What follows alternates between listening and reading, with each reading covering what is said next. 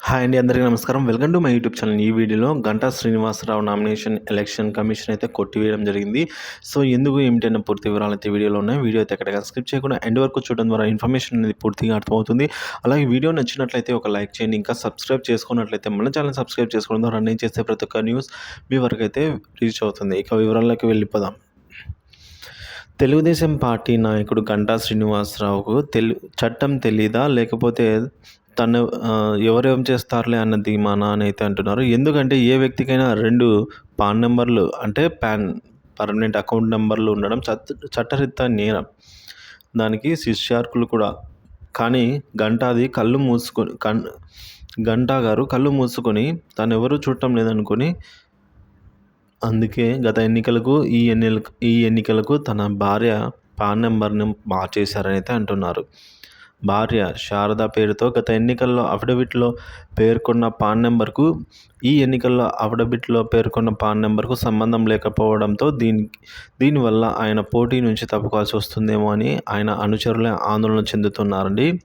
So ఈ పరిస్థితి నెలకొంది. వివరాల్లోకి వెళ్ళినట్లయితే 2019 ఎన్నికల్లో విశాఖ నార్త్ నియోజకవర్గం నుంచి పోటీ చేసిన గంటా శ్రీనివాసరావు నాటి అఫిడవిట్లో తన సతీమణి శారద పాన్ నెంబర్‌ని ఒక నెంబర్గా అయితే పేర్కొన్నారు. ప్రతిసారి నియోజకవర్గాన్ని మార్చే అలవాటున్న గంటా ఈసారి పట్టుబట్టి చంద్రబాబు నాయుడిని ఎదిరించి మరీ భీమిలి టికెట్ సాధించుకున్నారు. శుక్రవారం నామినేషన్ వేస్తూ అఫిడవిట్ దాఖలు చేశారు. దీనిలో భార్య శారద పాన్ నెంబర్ మాత్రం ఇప్పుడు మరొకటిగా పేర్కొన్నారు. అంటే 2215A 2216A అంటే ఒక నెంబర్ అయితే యాడ్ అయింది. అంటే ఒక నెంబర్ పెరిగిందండి. సో ముందు 5 ఉండేది, ఇప్పుడు ఆ ప్లేస్లో 6 అని రావడంతో దీంతో 2 పాన్ నెంబర్లు బట్టి ఇవి 2 డిఫరెంట్ అని అయితే స్పష్టమై తేలిపోయింది. సో ఆదాయ పన్ను శాఖ చట్ట ప్రకారం నగదు లావాదేవీలు 2 లక్షలకు మించి జరగకూడదు. ఒకవేళ జరిగితే అది నేరం అవుతుంది. అయితే గంటా శ్రీనివాసరావు తన సతీమణి పేరుతో 2018లో భీమునిపట్నం పరిధిలో భూమిని కొన్నప్పుడు పెద్ద మొత్తంలో నగదు రూపంలోనే చెల్లించడంపై అప్పట్లో విమర్శలు వచ్చాయి. సో అప్పుడు దాదాపుగా ₹1,00,00,000 నగదు రూపంలోనే ఇచ్చినట్లు చూపించారు. అంతేకాకుండా మరో 25 లక్షలను ఆర్టీజీఎస్ ద్వారా అయితే ట్రాన్స్ఫర్ చేసినట్లు చూపి సర్వే నెంబర్ టీఎస్ నెంబర్ అయితే 1490 బ్లాక్ నెంబర్ 17వ వార్డు నంబరు 24లోని 1936 గజాల స్థలాన్ని కొనుగోలు చేశారట.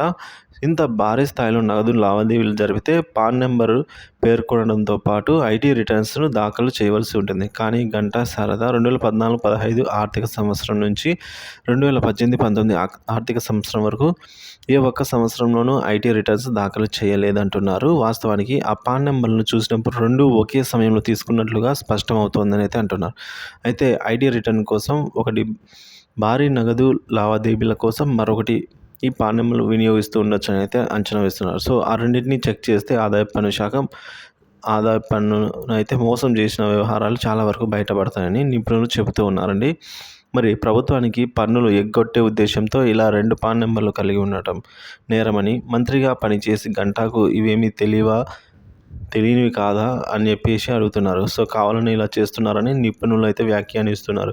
తాజాగా అఫిడవిట్ ప్రకారం గంటా 7 కేసులున్నాయి గంటా మీద. సో భార్యాభర్తలిద్దరి పేరిట మొత్తం 23.36 అంటే దగ్గర 23-24 కోట్ల స్థిరాస్తి, చరాస్తులు ఉన్నాయి. కాకపోతే సొంత కారు మాత్రం లేదని గంటా పేర్కొన్నారు.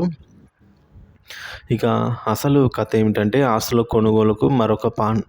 సో 2018లో తన సతీమణి పేరుతో కొనుగోలు చేసిన ఆస్తి కోసం పాన్ నెంబరు 6 అనే నెంబరు ఉండే పాన్ కార్డుని అయితే అప్పుడు ఇచ్చినట్లు తెలుస్తోంది. సో ఇప్పుడు